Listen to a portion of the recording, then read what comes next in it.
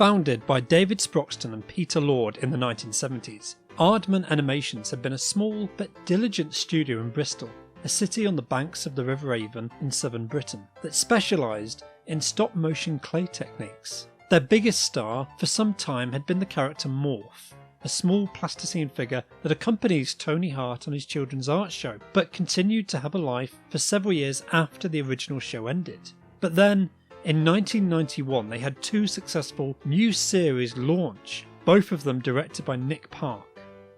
They were Creature Comforts and the short film A Grand Day Out. The latter of these featured Peter Sallis as a Yorkshire inventor and his far smarter but far quieter dog/assistant Gromit. This show, broadcast by Channel 4 on Christmas Eve 1990, was an immense success considering its relatively modest £11,000 budget. It was something of a passion project for Nick Park, who'd begun working on it 8 years earlier before he was even employed by Aardman, and the company had agreed that he could continue to work on it in his spare time outside of his other commitments.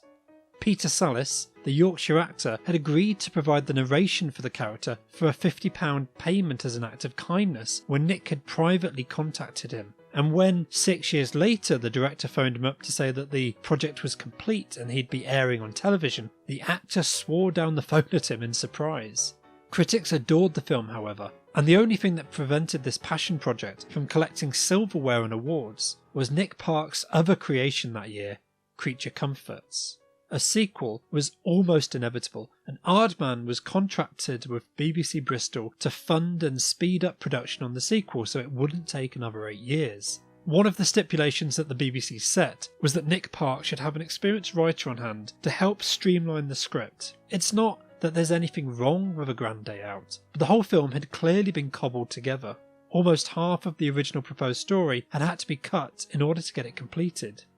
Nick turned to David Sproxton to find someone he could work with, and David looked around Bristol to see if there was anyone he could trust. Now, by no means is Bristol a small city, but it is fair to say that it's not the hub of the UK media entertainment.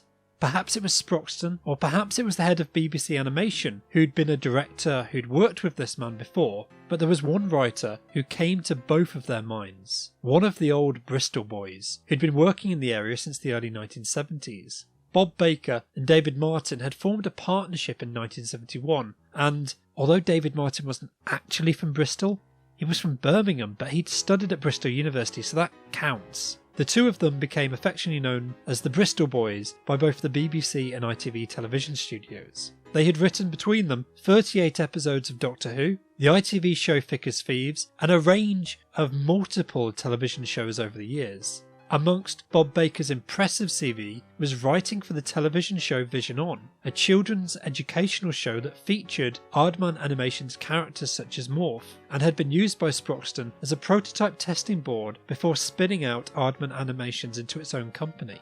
Sproxton set up a meeting between Bob Baker and Nick Park, and the rest is history.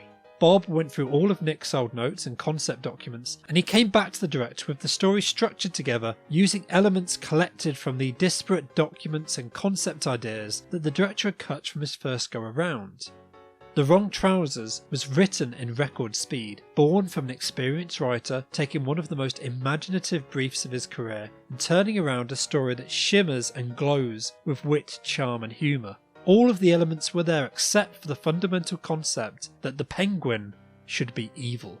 If you've never watched The Wrong Trousers, all I can say is you should correct this as quickly as possible. It has drama, suspense, brilliant direction and editing, possibly the best train robbery ever committed to cinema history. The closing moments of this film are brilliant. The train scene itself is fairly short, filling just 2 minutes of runtime, but it is packed with moment-by-moment shocking revelations as Wallace, Gromit and Feathers McGraw continuously turn the tables on each other. It is storyboarded perfectly, a series of comedic connected beats that depict dramatic reversal after reversal after reversal, where each side momentarily gains the upper hand and then loses it again, about every 10 or 15 seconds before the nail-blighting closure.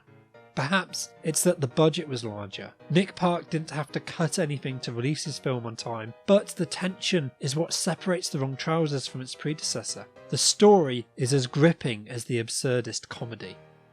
Peter Sallis returned as the itinerant Yorkshire tinkerer, and both Nick Park, Bob Baker and him would be reunited for 2 more short films on the BBC and 1 cinematic feature film in 2005. All of these are a delight to watch, but none quite recapture the magic of the Hitchcockian thriller that The Wrong Trousers represented. Peter Sallis passed away in 2009, and he has only tentatively been impersonated by Ben Whitehead in television commercials and video games ever since. Bob Baker passed away in November 2021, and he is regretfully missed by his friends and companions who are glad for the creations that he left behind. He'll be remembered chiefly for 2 of these creations: the robotic dog K9 on the television show Doctor Who, whom he did specifically create, and the characters of Wallace and Gromit, who he didn't exactly create but whom he helped sculpt into the true British icons that they became.